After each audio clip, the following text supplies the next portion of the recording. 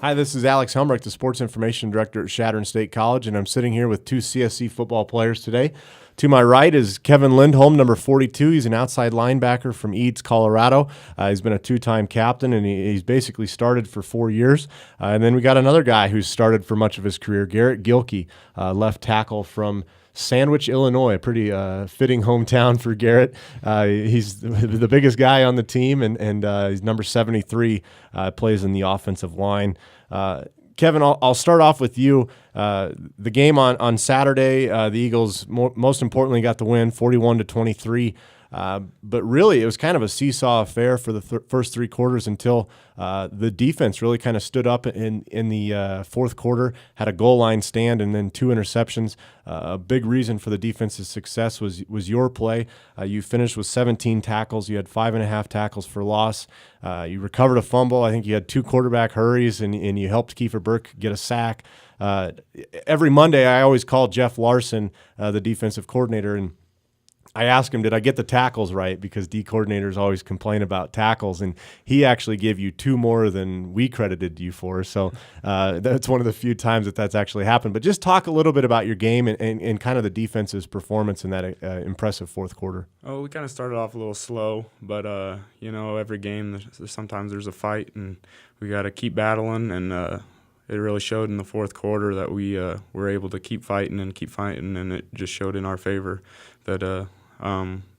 We were a little rusty in the secondary and D-line and linebackers all around really at times and stuff, but we never gave up. We kept trusting in each other, and it worked out. So really the 2 minutes that kind of changed the game and swung it into CSC's favor, they had it first and goal from the 9, and they eventually got it to the 3, fourth down, and then you and Tao Ho Ching, a defensive end, made the tackle at the 1 yard line. What's going through your mind on a goal line stand as far as defensively? Really, in our minds, we have to reestablish the line of scrimmage, and we have to attack them and not let them come to us, because it's a matter of inches at that point. And Coach Larson does a really good job every week. We practice goal line stances. We do it every day during the week, and I know that helps. And then it really just comes down to us just wanting to get it done and not giving up. Now, for the fans who were there, there's a play in the third quarter where I believe it was a tailback goes to cut you. You jump him, and you make a great play trying to get over it. It's one of several times I've seen you do it. I think I got a picture of you doing it a couple years ago at Western State. But just talk a little bit about how different defensive side of the ball as compared to the offensive, because what you do is basically read and react, whereas Garrett and the other offensive people they're trying to push the tempo and they know what they're doing. I got the play pulled up here. Let's just kind of run me through what's going on your mind here. Right here, since I'm to the boundary side of the field, I can try to time up my blitz. And when I'm coming off the edge, I see the tackle flows down, so I knew I'm one-on-one with the back, and that back is a pretty small back, and usually smaller backs like to cut. So preset in my mind, I knew I was going to just jump them. Now, I suppose we should probably tell the viewers at home that the pass was completed, yeah. But it was still a great individual effort. And I'm assuming, Garrett, that it's one of those plays that you see on the sideline. You see a guy like Kevin make that really kind of motivates the offensive guys, right?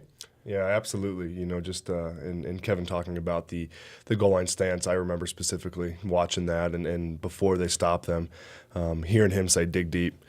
And, it just reminds me of just the perseverance and the hard-nosed aggressiveness that all of our defensive players bring to the table, and it's something that is really, while they're out there, it's that much more motivating for me, knowing, what Kevin's doing out there, what Kiefer's doing, and what John Carlos is doing, all those guys. They have never let up. They have never been passive. They have always given everything. And so it's just a good compliment for us. It's motivating for us to get out there and move the ball. And then you were a big force in helping that goal line stand become a successful one. Western New Mexico is actually leading 23-20 right there. And the Eagles put together a great drive, went 99 yards in 4 plays. Glenn Clinton, who rushed for a career-high 245 yards, much of it thanks to the play of the offensive line up front. You scored that fast, came back down, the defense got an interception, scored again. Yeah, absolutely. In times like that, it's just we have no decision. It's no option. We have to produce. I think that's been our key word. When we go out there before we break the huddle for that first play is we have to produce. When they make plays like that, stops like that, it's not a question. It's not an option for us. We have got to go down and dominate. Now, the Eagles run a zone blocking scheme for your run game. Glenn ran for 245 yards. Mike Madkins had 59. Chapman Ham, big number 88, even rumbled around for 14 yards. And then John McClain ran 3 yards on a keeper. So you finished with 313 yards as a team. Really a great total. You were over 530 for the third time as a team this season in total offense. Were you pretty tired after the game? I am. The drives I know we find success most at, I'm exhausted. I'm exasperated, but that's, with how our offense is run and some of the different techniques we use to speed up the tempo, exhaustion is just going to be a piece of that, and so it's a good indicator that, we're going to be successful, that we're being successful, that we're moving the ball is that, that bend over just exhaustion. So it's worked really well for us this year, and it's going to continue to work for us. Now, you've been a 3-year starter. You've started 31 games in your career. You've blocked for Glenn for much of those, and guys like Mike Madkins, Dom Morris. Is it fun to block for a guy like Glenn Clinton, who is basically just like a bowling ball going forward? Yeah, absolutely. It's knowing that our backs are back, whether it's Madkins or Glenn Clinton or Dominic Morris. We know that these guys are going to move the ball, and especially with Glenn. I mean, he doesn't get tackled with arm tackles don't bring him down. And so whether it's that or in the zone in our zone scheme, sometimes we. All the offensive line will joke and laugh and really make fun of them for smoking us in the back, because we'll take our blocks, take our zone steps, and we'll get hit in the back by Glenn, and it feels like we're getting hit by a truck. So we know that he is definitely going to move the ball. So now this team that you guys are currently on right now, statistically and record-wise, is the best one that you guys have been a part of. Both of you guys came in when CSC was really riding high, had a lot of playoff success, RMAC championships, and I know that has been a motivating factor for both of you ever since you've been here.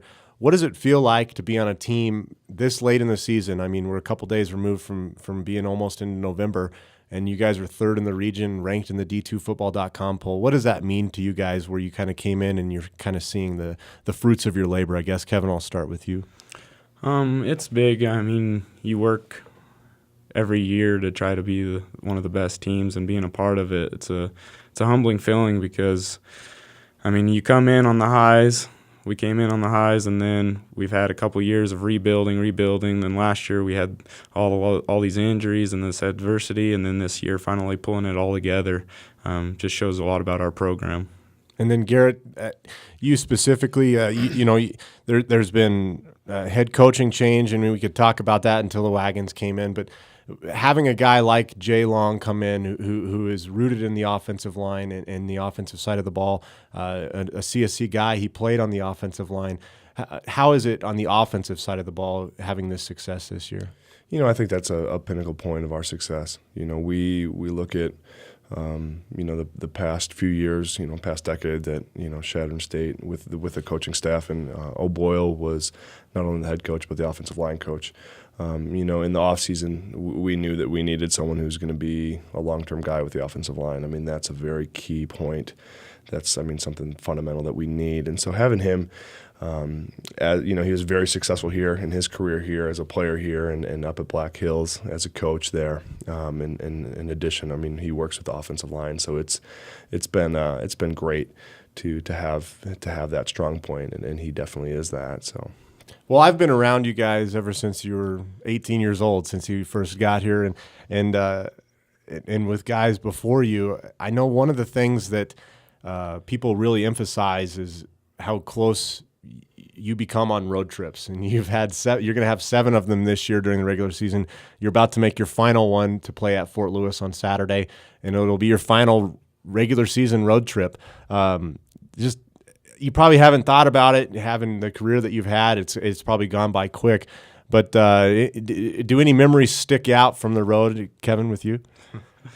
I don't know. Maybe just really the long bus trips, just all in general, just the talks and stuff. I mean, you get a lot of storytelling, so it's fun. I'll miss it. Both of you are people mover guys, which is where I ride on, and the people mover is kind of known for being a little bit more fun coming back, especially after a win. It's not a setting or an environment you want to be in after a loss because everyone takes it personally. But after a win, I know both of you guys are a big reason for a lot of the success we've had here. So I just want to wish you the best of luck at Fort Lewis and be healthy. Thanks. Thank you.